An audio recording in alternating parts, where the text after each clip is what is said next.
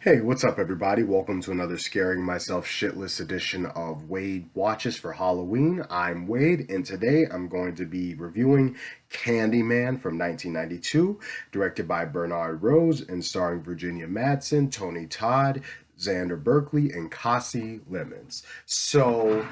Jumping right into it, I'm going to, having just finished watching this movie about two days ago. I will go out and say that right now that Candyman is like, oh excuse me, is my easily my favorite movie, fictional horror movie slasher to date. The reason being because I find his mythology and his origin story the most compelling and the most intriguing. And that is because this all stems from racism, particularly towards African Americans and black trauma and like the struggle of inner city black communities. That's what Candyman is centered on. That's what it focuses on. That's the main subject material of this movie, and I really dug that. It's not just like in Michael Myers with Michael Myers, Jason Voorhees, Leatherface, or um even well, no, not so much Freddy Krueger or Chucky because I know they're more supernatural, but those three, um, though they can be supernatural too. But anyway, those three, it's not just like it's somebody who had mental issues or was just like went through some shit and just one day went crazy and decided to start killing everybody. Like this is all about justifying, in this case, like I guess justifying the harsh reality of being, an African American in the ghetto, in the hood, in a impoverished inner city, gentrified community, like justifying that by telling these tall tales, these supernatural stories, like just pinning your trauma on, just this unseen evil, which in this case is the Candyman. I like how the movie deals with like the clash between what's myth and reality.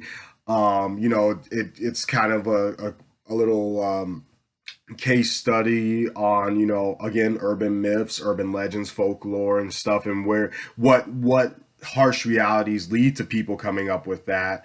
And it was just really neat to dig. Then now, with that all out of the way, just how much I enjoyed like Candyman's mythology and background itself, and like kind of just basically the lore and the world building in this movie. With that all out of the way, our protagonist here, Virginia Madsen, playing Helen Lyle, she was okay, and you can't help. She's the biggest part of this movie. She is the protagonist of this movie. All of the events that happen in Candyman, which I won't say here. I definitely want you to go into this one blind if you haven't seen it. Um, Everything that happens in this movie uh, comes back to her and her investigation. She is a graduate student who's writing her thesis on, the urban legend of Candyman. So she's doing some research. She goes to an inner city housing project called Cabrini Green, where Candyman his dwelling is rumored to be where something happened and people said, this was Candyman who did this. And she's doing research and whatnot. And she's, I don't know, man. Like, she's not bad. Like, she's not like a shitty actress, or she wasn't, an annoying, she wasn't an asshole, she wasn't nasty or mean or just, in any way unlikable. But it's just like, for me personally, this is very, very personal. I found, the titular character of this movie, the legend, more interesting than the investigation into the legend, the like trying to the analysis, the overall analysis of the legend.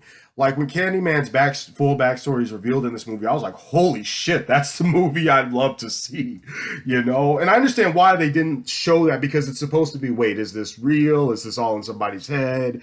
Is it just black folks who are living in hard times? Do they just use this story to say like have somebody to pin the horror on? Like what's going on here? I understand why they didn't just want to straight up make the movie all about the Candyman himself.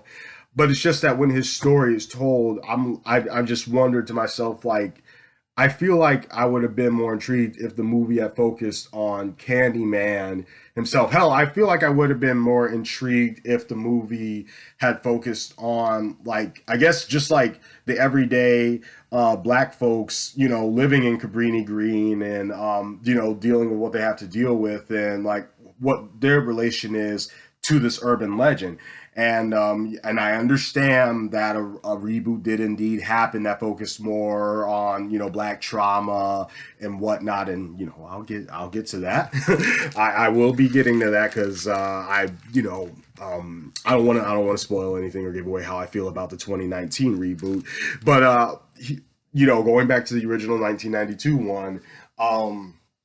I just like I don't know, like the investigation wasn't fully doing it for me. And thankfully, when the shit gets real, and I don't want to say again, not gonna say what happens or what leads to it getting real and what goes down. But when it goes down, and you do get more like of you do get your horror story, you do get more of Candyman doing his thing. That's when it started to pick up a little bit more and become a little bit more intriguing. I didn't appreciate kind of like this forced like soap opera like love triangle that they put in there, though it does come back at the end and you're like, oh, okay, they did manage to they managed to close that out. They managed to wrap that up in a very okay, okay. Though there's a reason for it being there. I was just kind of like, okay, I mean, okay, nice.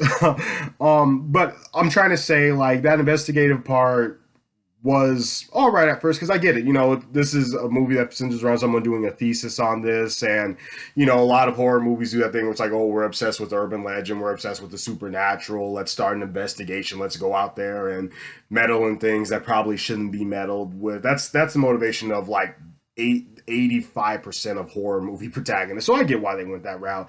And at first, again, it was cool. It was interesting. I guess like as it went on and more is revealed about Candyman, I just couldn't help but say like, you know what, I think I'd rather see that. But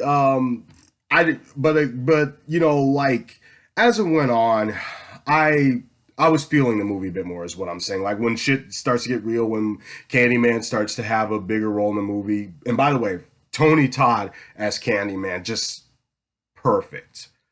Perfect. Another reason why this is like one of my all-time favorite horror movie slashers to date. No one else can do Candyman like he can. Awesome, man. Awesome.